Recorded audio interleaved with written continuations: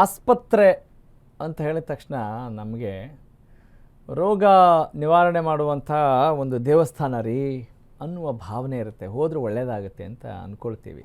ವೈದ್ಯೋ ನಾರಾಯಣ ಹರಿಹಿ ಅಂತ ಹೇಳ್ತೀವಿ. ಅಂದರೆ ವೈದ್ಯರು ನಮಗೆ ದೇವರು ಸಮಾನ, ಕಣ್ಣಿಗೆ ಕಾಣುವ ದೇವರು ಅಂತ ನೋಡ್ತೀವಿ. ಆದರೆ ಕೇವಲ 48 ಗಂಟೆಯಲ್ಲಿ 12 ರೋಗಿಗಳ ದುರ್ಮರಣ ಆಗಿದೆ ರೀ. This is the news. Okay, ಎಲ್ಲಿ ಏನು ಹೇಗಾಯಿತು ವಿವರವಾಗಿ ನೋಡ್ತಾ ಹೋಗೋಣ. ವಿದಿನ್ 2 ಡೇಸ್, ಕೇವಲ 48 ಗಂಟೆಗಳಲ್ಲಿ 12 ರೋಗಿಗಳ ದುರ್ಮರಣ. ಮೈಸೂರಿನ ಜಯದೇವ ಆಸ್ಪತ್ರೆಯಲ್ಲಿ ದಾರುಣ ಸಾವು, ಸರಣಿ ಸಾವು. ಆರೋಗ್ಯ ಮಂತ್ರಿ UT ಖಾದರ್ ಸಾಹೇಬ್ರೆ, ದಯವಿಟ್ಟು ಗಮನ ಹಾಕಲೇಬೇಕು. ಎಲ್ಲಿದ್ದೀರಿ? ಜಯದೇವದಲ್ಲಿ 4 ಗಂಟೆಗೆ ಒಬ್ಬರಂತೆ ಸಾಯ್ತಾ ಇದ್ದಾರೆ ಆ್ಯಾವ್ರೇಜಲ್ಲಿ, ಆನ್ ಆ್ಯಾವ್ರೇಜ್. ಖಾದರ್ ಸಾಹೇಬ್ರೆ, ಮೈಸೂರಿನ ಕಡೆಗೂ ಕಣ್ಣು ಹಾಯಿಸಿ. ಅಂದರೆ ಖಾದರ್ ಇಲ್ಲಿ ಬೇಕಾಗಿದೆ. ನೈಟ್ ಶಿಫ್ಟ್ನಲ್ಲಿ ವೈದ್ಯರಿಲ್ಲ, ಬೆಳಿಗ್ಗೆ ಶಿಫ್ಟ್ನಲ್ಲೂ ವೈದ್ಯರಿಲ್ಲ, ರೋಗಿಗಳನ್ನು ನೋಡೋರು ಇಲ್ಲವೇ ಇಲ್ಲ, ಹೇಳೋರು ಕೇಳೋರು ಯಾರೂ ಇಲ್ಲ ಸ್ವಾಮಿ ಇಲ್ಲಿ. UT ಖಾದರ್ ಅವರೇ, ಕಣ್ಬಿಡಿ, ಜನರ ಜೀವ ಉಳಿಸಿ. ಹೌದು, ನೀವು ಈಗ ಆ ಇಲಾಖೆಯ ಜವಾಬ್ದಾರಿ ವಹಿಸ್ಕೊಂಡಿದ್ದೀರಿ ಅಂತ ಹೇಳಿದ್ರೆ ನಿಮ್ಮನ್ನೇ ಕೇಳೋದು. ನೀವು ಸರಿಯಾಗಿ ನಿಭಾಯಿಸ್ತಾ ಇದ್ದೀರಾ? ಶುರುವಾಗುತ್ತೆ. ಹೌದು, ಈಗ ತಾನೇ ನಾನು ಇಲಾಖೆ ಏನು ಅಂತ ಕಣ್ಬಿಟ್ಕೊಂಡು ನೋಡ್ತಾ ಇದ್ದೀನಿ, ಅದನ್ನೆಲ್ಲ ಕೇಳೋಕ್ಕಲ್ಲ ನಾವಿರೋದು. ನೀವು ಹಂಗೆ ಹೇಳ್ತಿದ್ದೀರಿ ಅಂತಲ್ಲ, ಆದರೆ ಈ ಸಾವುಗಳಿಗೆ ಏನಾದರೂ ನ್ಯಾಯ ಕೊಡ್ಸೋಕ್ಕೆ ಸಾಧ್ಯ ಇದೆಯಾ? ಡನ್. ಮಾತಾಡಿದರೆ ಹೋಯ್ತು, ಮುತ್ತು ಹೊಡೆದ್ರೆ ಹೋಯ್ತು, ಪ್ರಾಣ ಹೋದರೆ ಹೋಯ್ತು ರೀ. ಹಿಂಗಿರುವಾಗ ಆ ಪ್ರಾಣನ ಏನಾದರೂ ತಂದು ಕೊಡೋಕ್ಕಾಗತ್ತಾ? ಖಂಡಿತ ಸಾಧ್ಯ ಇಲ್ಲ ನೋಡಿ. ಆದರೆ it should not be repeated. ಇದು ಪುನರಾವರ್ತನೆ ಆದರೆ ಏನು ಕತೆ? ಯಾಕೆ ಹಿಂಗಾಗ್ತಾ ಇದೆ? ಏನು ಜೀವಕ್ಕೆ ಬೆಲೆನೇ ಇಲ್ವಾ? Very sad, very sad. Okay, ನನ್ನ ಕಲೀಗ್, ನಮ್ಮ ಮೈಸೂರು ಜಿಲ್ಲಾ ಪ್ರತಿನಿಧಿ ಸಂದೀಪ್ ಮತ್ತಷ್ಟು ಮಾಹಿತಿ ನೀಡ್ತಾರೆ. ಸಂದೀಪ್, ಬಹಳ ಬೇಜಾರು, ದುರಂತ, ಸಂಕಷ್ಟ ಎಲ್ಲವೂ, ಆಕ್ರೋಶ, ಸಿಟ್ಟು ಎಲ್ಲವೂ ಕೂಡ ಈ ಸುದ್ದಿ ನೋಡಿದಾಗ ಅನಿಸುತ್ತೆ. ನಮಗೆ ಹೀಗಾಗುತ್ತೆ. ಇನ್ನು ರೋಗಿಗಳ ಕುಟುಂಬ ಸದಸ್ಯರ ಪಾಡೇನು, ಅಥವಾ ಅವರನ್ನೇ ನಂಬ್ಕೊಂಡಂಥವ್ರ ಜೀವನ ಏನು ಅನ್ನುವ ಹಲವು ಪ್ರಶ್ನೆಗಳು ಬರುತ್ತವೆ. ಆದರೆ ಇದಕ್ಕೆ ಯಾರು ಹೊಣೆ ಅಂತ ಕೇಳಿದರೆ, ಯಾರು ಜವಾಬ್ದಾರಿ ತೆಗೆದುಕೊಳ್ಳೋರು ಇಲ್ಲ ಅಂತ ಹೇಳಿದರೆ, ವಾಟ್ ಡಸ್ ಇಟ್ ಮೀನ್ ಅಂತ ಅನಿಸುತ್ತೆ.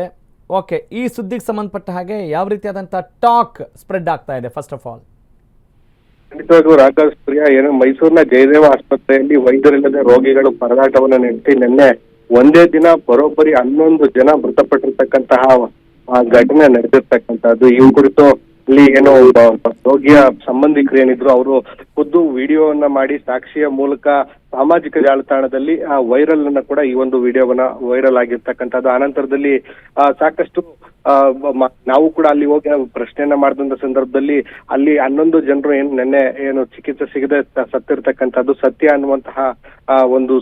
ಅನ್ನುವಂಥದ್ದು ಕೂಡ ಬಯಲಾಗಿರ್ತಕ್ಕಂಥದ್ದು. ಸುಮಾರು 4 ಗಂಟೆ ರಾತ್ರಿಯಿಂದ 6 ಗಂಟೆ ರಾತ್ರಿಯವರೆಗೂ ಕೂಡ ಸುಮಾರು ಈ 2 ಗಂಟೆ ಅವಧಿನಲ್ಲೇ 6 ಜನರು ತೀವ್ರ ಹೃದಯಾಘಾತದಿಂದ ಮೃತಪಟ್ಟಿರ್ತಾರೆ. ಆ ಸಂದರ್ಭದಲ್ಲಿ ಅಲ್ಲಿ ಎಮರ್ಜೆನ್ಸಿ ವಾರ್ಡ್ ಏನಿತ್ತೆ, ಆ ಎಮರ್ಜೆನ್ಸಿ ವಾರ್ಡ್ ನಲ್ಲಿ ವೈದ್ಯರು ಇರಲಿಲ್ಲ, ಕೇವಲ ಸ್ಟಾಫ್ ನರ್ಸ್ಗಳು ಅಷ್ಟೇ ಇದ್ರು ಅನ್ನುವಂಥದ್ದು ಈಗ ಸದ್ಯ ಬಯಲಾಗಿರ್ತಕ್ಕಂತಹ ಮಾಹಿತಿ ಆಗಿರ್ತಕ್ಕಂಥದ್ದು. ಅಂದ್ರೆ ಈ ಕುರಿತು ಅಲ್ಲಿನ ಜಯದೇವ ಆಸ್ಪತ್ರೆಯ ಮುಖ್ಯಸ್ಥರಾಗಿರ್ತಕ್ಕಂಥ ಡಾಕ್ಟರ್ ಸದಾನಂದ್ ಕೂಡ ಸಾಕಷ್ಟು ಮಾಹಿತಿಯನ್ನು ಸ್ಪಷ್ಟಪಡಿಸಿರ್ತಕ್ಕಂಥದ್ದು. ನಿನ್ನೆ 12 ಜನ ಡೆತ್ ಆಗಿದ್ದಾರೆ. ಅಂದ್ರೆ ಕೆಲವರು ಬರುವಂತಹ ದಾರಿನಲ್ಲೇ ಹಲವಾರು ಈ 12 ಜನರಲ್ಲಿ ಸಾಕಷ್ಟು ಮಂದಿ ಬರುವಂತಹ ದಾರಿನಲ್ಲೇ ತೀವ್ರ ಹೃದಯಾಘಾತ ಆಗಿ ಏನು ಗೋಲ್ಡನ್ ಅವರ್ ಅಂತ ಏನ್ ಕರೀಲಾಗುತ್ತೆ ಹೃದಯಾಘಾತ ಆದ ಸಂದರ್ಭದಲ್ಲಿ, ಆ ಗೋಲ್ಡನ್ ಅವರ್ ಆದ ನಂತರದಲ್ಲಿ ಅವರು ಆಸ್ಪತ್ರೆಗೆ ಬಂದಿದ್ರು. ಹಾಗಾಗಿ ಅವ್ರಿಗೆ ಚಿಕಿತ್ಸೆಯನ್ನ ನೀಡ್ಲಿಕ್ಕೆ ಸಾಧ್ಯ ಆಗಿಲ್ಲ. ಅವರು ಬರೋ ಮುಂಚೆನೆ ಬ್ರಾಡ್ ಡೆಡ್ ಆಗಿದ್ರು ಅನ್ನುವಂತ ಮಾಹಿತಿಗಳನ್ನ ಕೂಡ ಕೊಟ್ಟಿರ್ತಕ್ಕಂಥದ್ದು. ಇನ್ನು ಜಯದೇವ ಆಸ್ಪತ್ರೆಯಲ್ಲಿ ವೈದ್ಯರ ಕೊರತೆ ಇದೆಯಾ ಅನ್ನುವಂತ ಪ್ರಶ್ನೆಗೆ ಕೂಡ ಅವ್ರು ಹೇಳಿರ್ತಕ್ಕಂಥದ್ದು ವೈದ್ಯರ ಕೊರತೆ ಅಂತೂ ಇದೆ. ವೈದ್ಯರು ಸಾಕಷ್ಟು ಒಂದು ಒತ್ತಡದಲ್ಲಿ ಜಯದೇವ ಆಸ್ಪತ್ರೆಯಲ್ಲಿ ಕೆಲಸ ಮಾಡ್ತಿದ್ದೇವೆ. ಇನ್ನೂ ಕೂಡ 15ರಿಂದ 18 ಜನರಿಗೆ ವೈದ್ಯರ ಕೊರತೆ ಇದೆ ಅನ್ನುವಂತ ಮಾಹಿತಿಯನ್ನ ಕೂಡ ಸ್ಪಷ್ಟಪಡಿಸಿರ್ತಕ್ಕಂಥದ್ದು. ಎಲ್ಲ ಆರೋಗ್ಯ ಇಲಾಖೆ ಬಗ್ಗೆ ಏನಾದ್ರು ಕ್ರಮ ವಹಿಸಿ. ಸಂದೀಪ್, ಗೊತ್ತಾಯ್ತು ಅಲ್ಲಿ ಅವ್ಯವಸ್ಥೆಗಳ ಆಗರ ಆಗಿದೆ ಅಂತ ಗೊತ್ತಾಗ್ತಾ ಇದೆ. ಆದ್ರೆ ಅಲ್ಲಿ ಒಬ್ಬ ಪೇಷಂಟ್ ಅಡ್ಮಿಟ್ ಆಗ್ತಾ ಇದ್ದಾರೆ ಅಂತ ಹೇಳಿದಾಗ ಅಲ್ಲಿ ವೈದ್ಯರು ಇದ್ದಾರಾ ಇಲ್ವಾ ಅನ್ನುವ ಚರ್ಚೆ ಬರೋದೇ ಇಲ್ವಾ? ಅಥವಾ ಹೆಂಗಿದೆ ಪ್ರಾಸೆಸ್, ಹೆಂಗ್ ನಡೀತಾ ಇದೆ? ಇಲ್ಲಿ ಡಾಕ್ಟರ್ಸ್ ಇಲ್ಲ ಅಂತ ಹೊರಗಡೆ ಬೇರೆ ಕಡೆ ಆದ್ರೂ ಕಳಿಸ್ತಾರಾ? ಏನ್ ನಡೀತಾ ಇದೆ? ಖಂಡಿತವಾಗ್ಲೂ ರಾಘವ್ ಅಂದ್ರೆ ಅವರು ಇನ್ನು ಡಾಕ್ಟರ್ ಸದಾನಂದ್ ಅವರು ಹೇಳ್ತಾ ಇರ್ತಾರೆ ಅಂತಕ್ಕಂತ ಮಾತಿನ ಪ್ರಕಾರ ಇಲ್ಲಿ 3 ಪಾಳಿಯಲ್ಲಿ ಡಾಕ್ಟರ್ಗಳು ಕೆಲಸ ಮಾಡ್ತಿದ್ದಾರೆ. ಆದ್ರೆ ಬರುವಂತ ಪೇಷಂಟ್ ಗಳ ಸಂಖ್ಯೆ ಹೆಚ್ಚಾಗ್ತಾ ಇರ್ತಕ್ಕಂಥ ಹಿನ್ನೆಲೆಯಲ್ಲಿ ವೈದ್ಯರ ಮೇಲೂ ಕೂಡ ಒತ್ತಡ ಹೆಚ್ಚಾಗ್ತಾ ಇರ್ತಕ್ಕಂಥ ಅಂದ್ರೆ ಮೈಸೂರು ಜಿಲ್ಲೆಯ ಜಯದೇವ ಆಸ್ಪತ್ರೆ ಏನಿದೆ ಇದು ಮೈಸೂರು, ಮಂಡ್ಯ, ಕೊಡಗು, ಹಾಸನ, ಚಾಮರಾಜನಗರ ಈ 5 ಜಿಲ್ಲೆಗಳಿಂದ ಇಲ್ಲಿಗೆ ಒಂದು ಹೃದ್ರೋಗಿಗಳು ಬರ್ತಕ್ಕಂಥದ್ದು. ಈ ಹಿನ್ನೆಲೆಯಲ್ಲಿ ಸುಮಾರು ಒಂದು ದಿನಕ್ಕೆ 1000ಕ್ಕೂ ಮೇಲ್ಪಟ್ಟು ಏನು ಪೇಷಂಟ್ಗಳು ಅಲ್ಲ ಅವ್ರು ಹೇಳ್ತಾ ಇರೋದು ಏನಾದ್ರೂ ಸತ್ಯಕ್ಕೆ ಹತ್ರ ಇದೆ ಅಂತ ಅನ್ಸುತ್ತಾ, ಸುಮ್ಮನೆ ಕೈ ತೊಳ್ಕೊಂಡ್ಬಿಡೋಣ ಅಂತ ಹೇಳ್ತಾ ಇದ್ದಾರೆ? ನಿಮ್ಗೇನಾದ್ರೂ ಅನುಮಾನ ಬಂತ ಅವ್ರ ಮಾತಲ್ಲಿ, ಸದಾನಂದ ಅವ್ರ ಮಾತಲ್ಲಿ ಸಂದೀಪ್? ಖಂಡಿತವಾಗ್ಲೂ ರಾಘವೇಂದ್ರ ಅಂದ್ರೆ ಅವ್ರು ಹೇಳ್ತಾ ಇರ್ತಕ್ಕಂಥದ್ದು ಈ ಮೈಸೂರು ಏನು ಜಯದೇವ ಆಸ್ಪತ್ರೆ ಇದೆ ಇದು ಸಾಕಷ್ಟು ಒಂದು ಚಾಲೆಂಜಸ್ ಗಳನ್ನ ಎದುರಿಸಿ ಈಗಾಗಲೇ ಯಶಸ್ವಿಯನ್ನು ಕೂಡ ಆಗಿರ್ತಕ್ಕಂಥ ಅಂದ್ರೆ ಆ ತರದ ಒಂದು ಹಾರ್ಟ್ ಅಟ್ಯಾಕ್ ಗಳ ಸಂದರ್ಭದಲ್ಲೂ ಕೂಡ ಸಾಕಷ್ಟು ಚಾಲೆಂಜಿಂಗ್ ಆಗಿ ಎದುರಿಸಿ ಯಶಸ್ವಿಯಾಗಿ ಅಂತ ಪ್ರಕರಣ ಕೂಡ ಎದುರಿಸಿರ್ತಕ್ಕಂಥ ಡಾಕ್ಟರ್ಗಳಿಗೆ ಇರುವಂತ ಕಾರಣಕ್ಕಾಗಿ ಎಲ್ಲ ಒಂದು ಕಡೆ ಆರೋಗ್ಯ ಇಲಾಖೆ ಈ ಒಂದು ವೈದ್ಯರ ಏನು ಕೊರತೆ ಇದೆ ಅದನ್ನ ನೀಗಿಸಿದ್ರೆ ಮತ್ತೆ ಆ ಎಫಿಷಿಯನ್ಸಿಯನ್ನು ತೋರಿಸಬಹುದು ಅಂತ ಕಾಣಿಸ್ತಾ ಇರ್ತಕ್ಕಂಥದ್ದು. ಸಂದೀಪ್, ಈಗ ಬೇರೆ ಪೇಷಂಟ್ಸ್ಗಳ ಕತೆ ಏನು ಹಂಗಾದ್ರೆ? ಇದನ್ನೆಲ್ಲ ನೋಡಿದ್ರೆ ಭಯ ಆಗುತ್ತಲ್ವಾ? ಬೇರೆ ಪೇಷಂಟ್ಸ್ಗಳೆಲ್ಲ ಏನಾದರೂ ಚೇತರಿಕೆ ಆಗ್ತಾರೆ ಅನ್ನೋ ವಿಶ್ವಾಸ ಇದೆಯಾ? Can you hope so? ಖಂಡಿತವಾಗ್ಲೂ ರಾಘವ್ ಅಂದ್ರೆ ಈಗ ಸದ್ಯ ಪರಿಸ್ಥಿತಿಯನ್ನ ಹತೋಟಿಯಲ್ಲಿ ಇಟ್ಟಿದ್ದಾರೆ. ಅಂದ್ರೆ ಏನು ಎಲ್ಲಾ ಪಾಳಿಯಲ್ಲೂ ಕೂಡ ಎಲ್ಲಾ ಸಂದರ್ಭದಲ್ಲೂ ಕೂಡ ಡಾಕ್ಟರ್ನ ನಿಯೋಜನೆ ಮಾಡ್ತೀವಿ ಅನ್ನುವಂತ ಆ ಉತ್ತರವನ್ನ ಕೊಟ್ಟಿದ್ದಾರೆ. ಅಂದ್ರೆ ಎಷ್ಟರ ಮಟ್ಟಿಗೆ ಸಫಲರಾಗ್ತಾರೆ ಅನ್ನುವಂಥದ್ದನ್ನ ಕಾದಷ್ಟೇ ನೋಡ್ಬೇಕಾಗಿದೆ Raghav. Okay, thank you Sandeep. ನೋಡಿ, ಇದು ವಾಸ್ತವ.